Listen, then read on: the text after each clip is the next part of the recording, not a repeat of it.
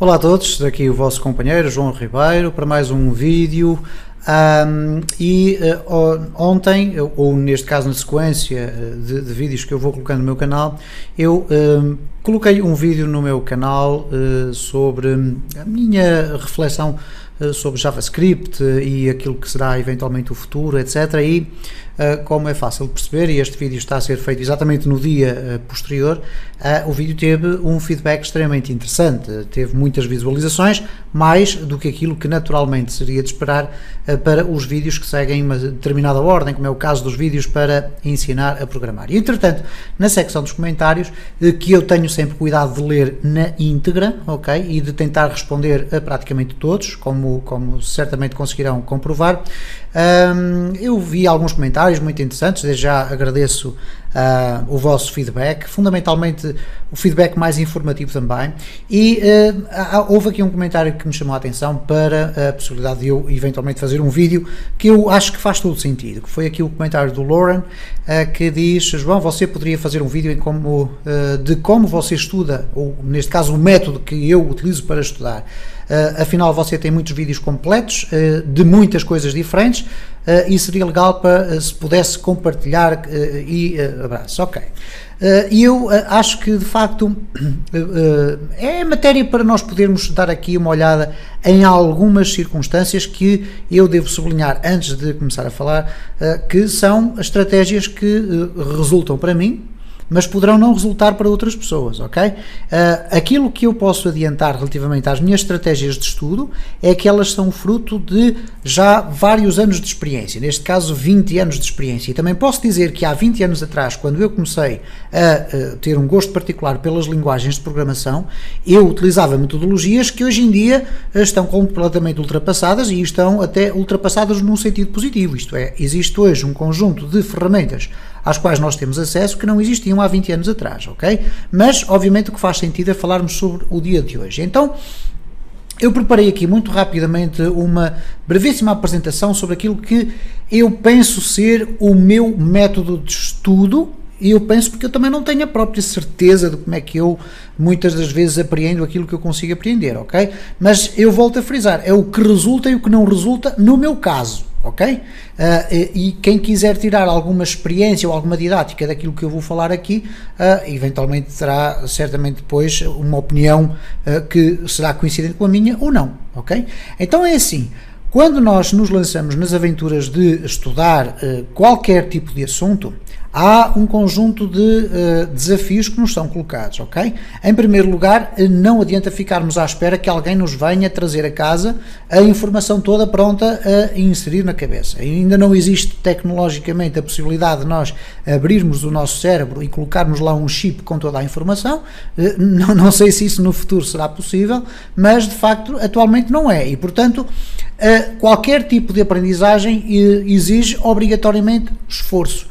E o esforço significa um conjunto de circunstâncias, exige tempo, exige dedicação, exige persistência, exige um conjunto exige uma atitude direcionada para a aprendizagem, que, claro está, não faz parte de uma receita que nós possamos dizer assim, ok, você vai ali à farmácia comprar dois saquinhos deste pó, vai colocar aí no copo, mistura com água, bebe e você fica cheio de força para aprender. Não acontece isso, ok? Então, é evidente, eu estou a falar aqui de algo que é muito genérico e é do senso comum. Se nós queremos aprender qualquer coisa, de facto nós temos que nos esforçar para isso. Aliás, existe uma frase ou um dito muito interessante, que é um indivíduo que diz que eu gostava muito de aprender música, e diz isto para um professor de música. Ele diz, eu gostava muito era de aprender música, e o professor de música responde, não, você não gostava, porque se você gostasse já tinha ido aprender. E de facto é isto que acontece. Nós não podemos dizer, eu gostava de aprender isto, ou eu gostava de aprender aquilo, porque se nós gostássemos, de facto nós já tínhamos feito um esforço para aprender estes conhecimentos. Eu pelo menos interpreto as coisas dessa forma. Bom, olhando aqui para esta minha apresentação, e eu vou tentar não me alongar muito, mas vou dar o maior número de pistas que eu puder. Muitas vezes nós embarcamos em determinadas aventuras, neste caso de aprendizagem, e começamos logo a equacionar eventualmente tudo aquilo que não tem a ver connosco. Será que eu vou precisar de comprar um computador novo para começar a aprender? Se calhar vou precisar de um computador novo. Será que eu necessito de ter um estudo universitário? Comprar livros, comprar vídeos, comprar cursos online, ir inscrever-me e assistir a conferências, a reuniões, etc, etc. Bom, reparem que todos estes aspectos que eu coloquei aqui, poderia colocar muitos outros, não têm a ver com eu. O eu é, eu tenho tempo, eu tenho vontade, eu tenho desejo. Para que é que eu preciso disto? Não faz sentido eu estar a aprender, por exemplo, a construir um edifício, uma casa, não é? Se eu, de facto, não quiser ou não tiver intenções de seguir profissionalmente ou tirar proveito na minha vida, seja para o meu bem, para o meu conforto, ou seja para a minha vida profissional, não fará sentido eu estar a perder muito tempo com essa matéria. E até porque o tempo é um dos principais fatores que nós temos de ter em conta. Porquê? Porque nós não o controlamos. Okay? Ele vai passando e nós vamos ter que ir aproveitando ao máximo o tempo da melhor forma. Obviamente, quando eu falo de equipamento e máquinas, estamos a falar neste caso concreto de um PC. Será que eu preciso de um computador especial para aprender linguagens de programação? É evidente que não. A menos que vocês queiram aprender uma linguagem de programação para a criação de jogos, chamados jogos AAA, isto é, os jogos que são jogos que puxam mais pelas máquinas, aí eventualmente poderá ser necessário ter um computador com uma placa gráfica um pouco melhor, para nós podermos ter ali gráficos mais fluidos e tudo. Tudo o resto é treta. Qualquer computador, por mais simples que seja, é suficiente para nós aprendermos. Há, no entanto, depois aqui um aspecto que eu vou referir no segundo diapositivo, que para mim faz toda a diferença, e eventualmente para vocês poderão equacionar essa possibilidade, e que tem a ver com o equipamento. O estudo universitário significa que você vai conseguir aprender a programar? Não. Não. E este é um paradigma que se lança muito. O que acontece é o seguinte: ir frequentar um curso universitário dentro das áreas das novas tecnologias é de facto um primeiro passo para a pessoa ficar desperta para aprender algo naquela área. Mas o que acontece na maior parte dos casos, pelo menos a avaliar pelo conhecimento que eu tenho de muito daquilo que acontece dentro do ensino universitário, muitas vezes, de facto, os alunos são lançados para as cadeiras ou para as disciplinas de programação e são acompanhados por pessoas que têm ali dois fatores que às vezes se contradizem. Por vezes são até bons comunicadores, mas tecnicamente não dispõem do conhecimento necessário para avançar muito na informação. E depois temos também alguns técnicos que são bons programadores, mas que não têm a capacidade de comunicar e de passar a informação. Então é difícil encontrar num ambiente académico, não é? Alguém que vos consiga reunir na mesma pessoa esse tipo de característica. Depois é muito importante também perceber que se alguém vai ensinar uma matéria relacionada com um assunto tão complexo como é as linguagens de programação, tem que ser alguém que transmita paixão, porque se ninguém transmitir paixão, nós também não vamos ficar apaixonados por isso, não é? Então é muito mais fácil desviarmos a nossa atenção para outro tipo de assuntos que são muito mais fáceis de mastigar, entre aspas, pelo nosso cérebro, do que propriamente olharmos para um bloco de código e tentar perceber o que é que cada uma das linhas faz. Então, se nós tivermos um interlocutor que seja apaixonado e que de facto consiga transmitir um pouco dessa paixão para nós vamos também começar a ficar apaixonados por simpatia, não é? Eu pelo menos entendo isso dessa forma. Os livros, será que se eu comprar um livro eu vou ter a capacidade de conseguir ficar a saber programar? Bom, este é um mito que muitas vezes acontece. Eu não estou com isto a dizer que não existam livros que são muito interessantes. Aliás, eu comprei vários livros, mas se me perguntarem se eu li os livros desde o princípio ao fim, eu posso-vos garantir que da dúzia ou cerca de 2 dezenas de livros de programação que eu tenho, eu nunca li um livro do princípio ao fim. Os livros para mim servem mais de referência do que propriamente de leitura. Muitas das vezes li os primeiros parágrafos, fiquei com uma ideia do que era e depois saltei para as minhas outras fontes de referência, ok? Da mesma forma que eu digo isto, muitas vezes também temos esta ideia de que se eu comprar um livro vou automaticamente ficar a saber. Não, porque o livro exige uma outra circunstância, que o livro exige primeiro que você saiba ler. Ok? Aí eu vou partir do pressuposto que sabe. Depois, para além de ter que saber ler, você tem que começar a saber interpretar aquilo que lá está escrito, que é outra circunstância. Saber ler não significa saber interpretar, ok? São duas coisas distintas. Depois é preciso ter em atenção que a maior parte dos livros que são criados a pensar no pressuposto de que quem os vai ler já tem algumas bases, e normalmente quem procura aprender linguagens de programação procura do zero, ok? Daí que eu tenha tido também um pouco a preocupação no meu canal da maior parte das minhas playlists começarem do zero. Eu tenho cuidado de dizer sempre no início de cada curso que, ok, os requisitos para se poder avançar são estes e estes e estes, e se não há requisitos é porque eu vou começar mesmo do princípio, ok?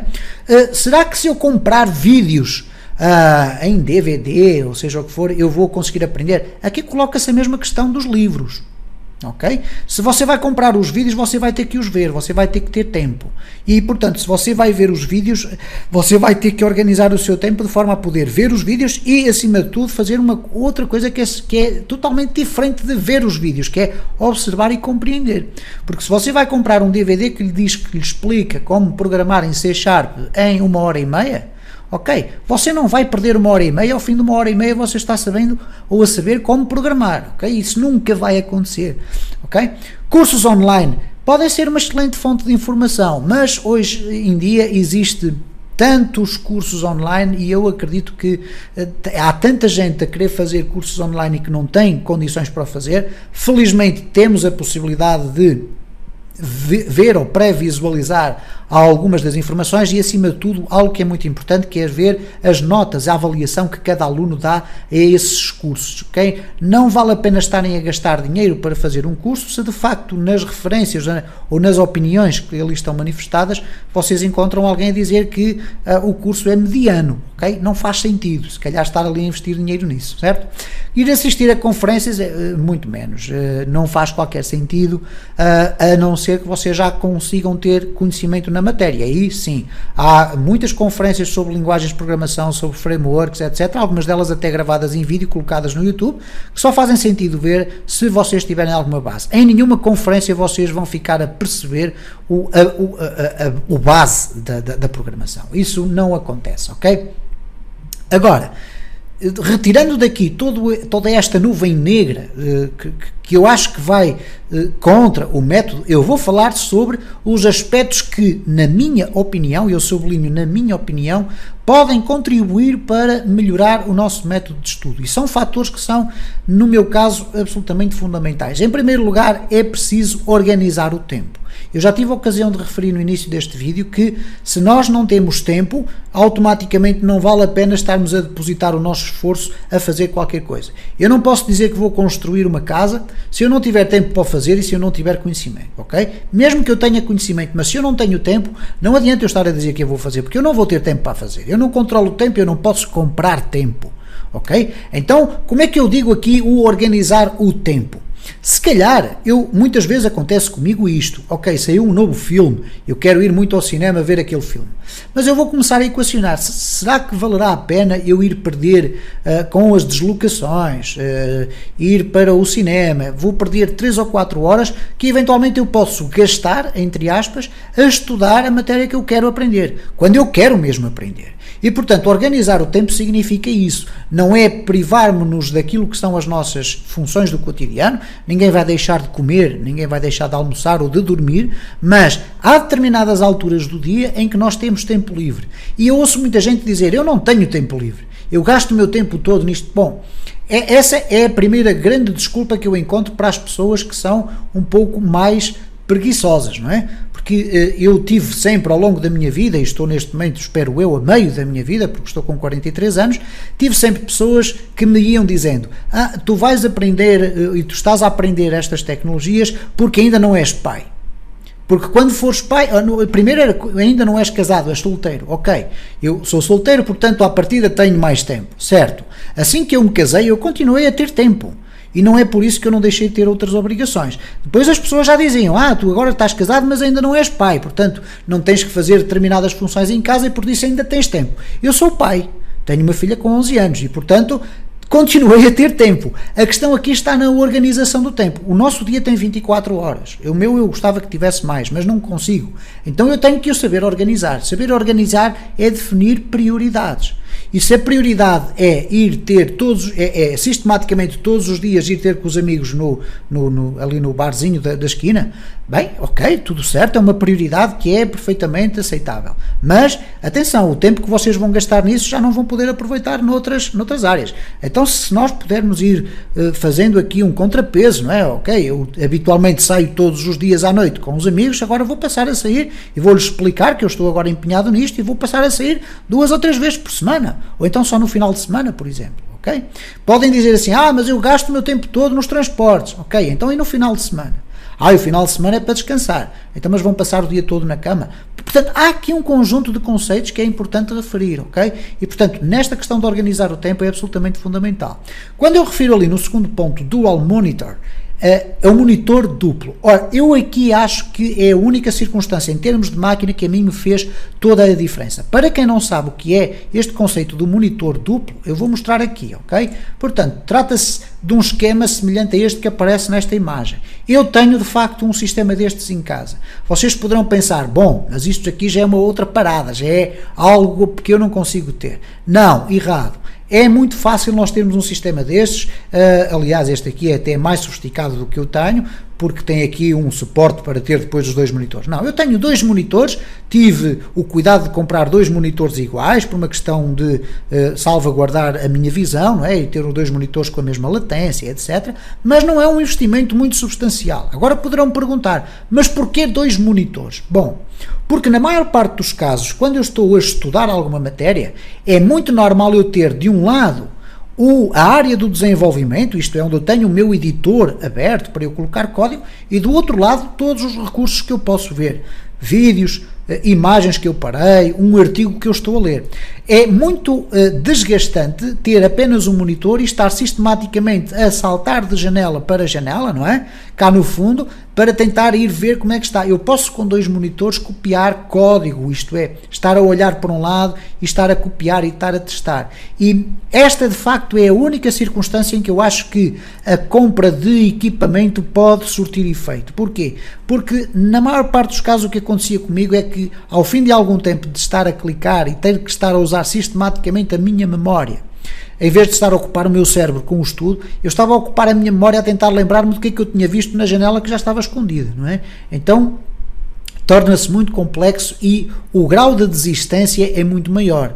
Ok? Então, se vocês tiverem a possibilidade de ter um sistema de duplo monitor, eu já tive a possibilidade de ter um sistema de duplo monitor de 22 polegadas, neste momento tenho duplo monitor de 24 polegadas, portanto tenho um ambiente de trabalho estendido, o que me permite então ter esta elasticidade. Aqui eu acho que de facto se justifica o vosso investimento. E hoje em dia uma placa gráfica, para vocês terem no computador a possibilidade de ter 2 monitores, é uma placa gráfica do mais simples que há, ok? Vocês por $50 ou pouco mais compram uma placa gráfica que tem 2 saídas DVI ou 2 saídas VGA e compram os monitores dos mais simples e vão ver que a diferença é enorme. Tem ali um período obviamente de adaptação, mas a diferença é brutal.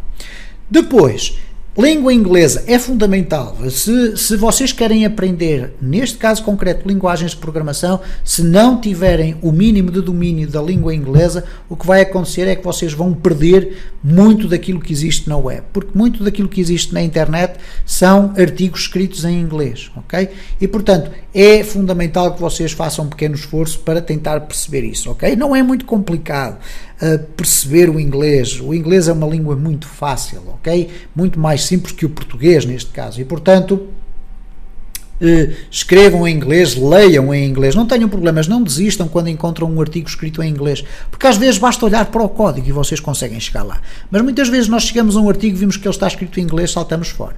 Quando eu falo na língua inglesa, eu não falo na língua inglesa só na parte escrita, eu falo na língua inglesa quando nós fazemos, por exemplo, uma pesquisa na web, ok? Vocês vão ter probabilidade de encontrar muito mais rapidamente resposta para as vossas dificuldades se fizerem a pesquisa em inglês do que se fizerem a pesquisa em português, ok? Então o que acontece é isto, quando nós chegamos aqui e colocamos, por exemplo, qualquer coisa do género, how to save text files in C#, como gravar ou guardar ou escrever ficheiros de texto no C#. A quantidade de resultados que vocês vão encontrar vai ser substancialmente maior se vocês escreverem isto em inglês, ok? Se não sabem escrever em inglês, usem o Google Translator. Vocês têm hoje em dia a possibilidade de chegar aqui, vão ao tradutor, eu não sei se está aqui.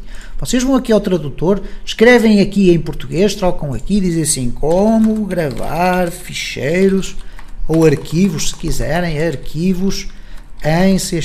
E ele vai-vos dar uma tradução, how to write files in C#. Ok, fantástico, vamos copiar aqui, Ctrl+C, vamos colocar aqui na pesquisa e reparem o que vai acontecer, ele vai apresentar-nos logo aqui um conjunto de informações. Portanto, é fundamental nós termos esta plasticidade, ok? Depois, vamos aqui ver o que é que nos diz. Persistência, ok, já falei sobre isso. Não adianta vocês quererem aprender se depois querem ou se logo a partir do primeiro minuto estão a pensar em desistir. Não faz sentido, ok? Então desistam desde o início, não gastem o vosso tempo, ok? É fundamental, na minha opinião, a sintaxe da linguagem C. Porquê é que eu estou a referir isso? Vocês podem pesquisar na web, vocês vão encontrar muita informação. A sintaxe da linguagem C, quando eu falo na sintaxe da linguagem C, não é saber toda a linguagem C. Não, é saber aqueles conceitos básicos. O que é uma variável? O que é uma classe? O que é um ciclo for?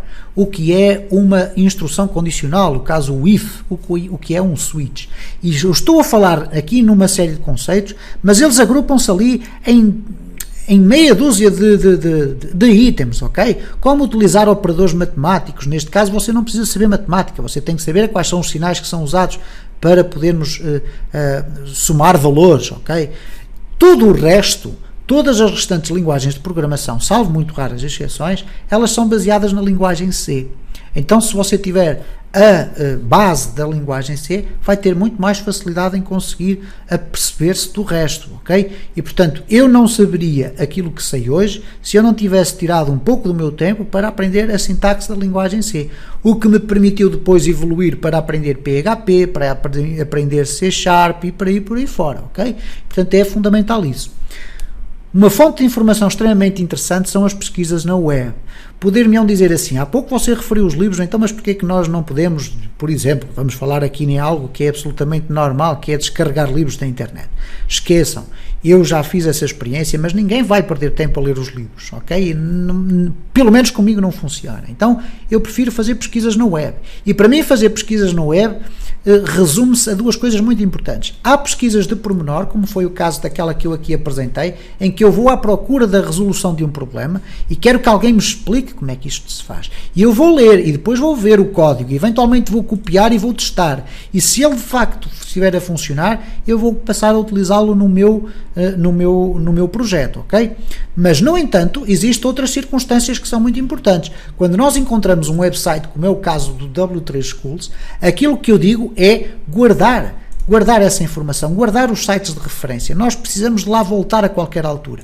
Então o que eu aconselho ao máximo é vocês colocarem nos vossos favoritos este tipo de sites, porque eles são os nossos sites de referência, são os nossos sites de estudo, ok? E eu estou a falar aqui do W3 Schools porque é um site de referência muito conhecido, ok? Da mesma forma como se vocês forem aqui para o site do TypeScript, ok? Que é a nova versão vitaminada do JavaScript, vocês devem procurar de imediato não a parte dos fóruns, ok? Os fóruns e as comunidades, as discussões, são para vocês explorarem quando vocês já conhecerem a linguagem, porque as discussões que são encontradas dentro desses espaços já são discussões de pessoas que já estudaram a linguagem e já estão a colocar dúvidas. Então o que vocês devem procurar sempre é a área da documentação.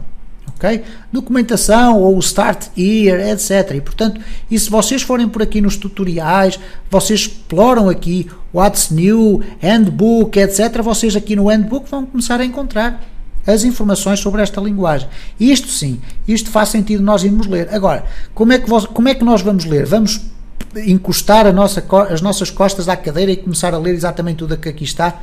Não. Agora vem o segredo que eu acho que é o mais importante. Aquilo que é fundamental. Escrever muito código. Não faz sentido vocês estarem a aprender linguagens de programação se vocês não estiverem sistematicamente a escrever, a testar código. Então é assim, é aqui que entra também mais uma vez aquela questão do duplo monitor.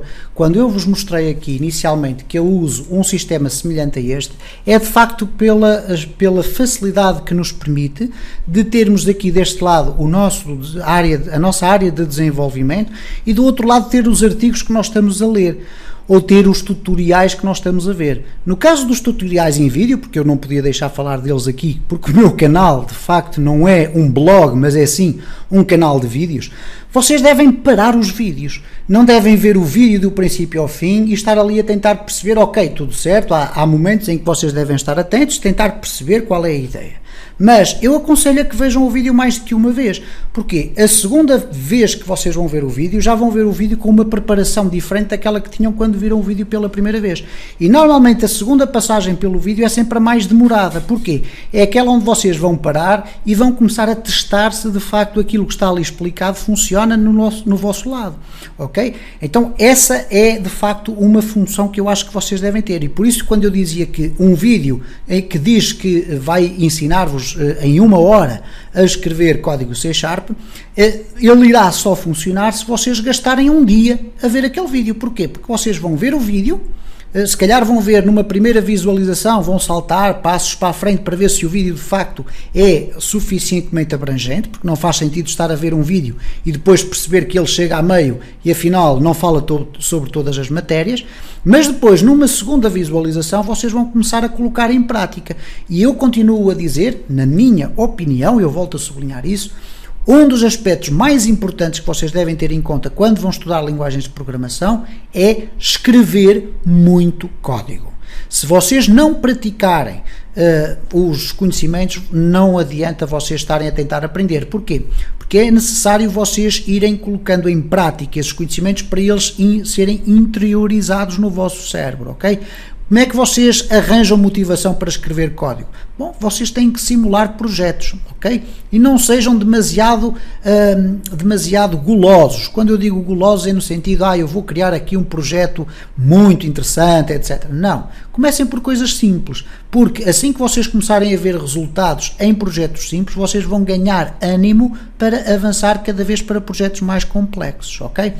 Eu espero que este vídeo tenha sido mais ou menos mais ou menos organizado, para vocês terem alguma vontade em aprender isto, mas acima de tudo terem algum método, porque eu não quero ver as pessoas a começarem a desistirem, ok? Até ao próximo vídeo, tchau, tchau.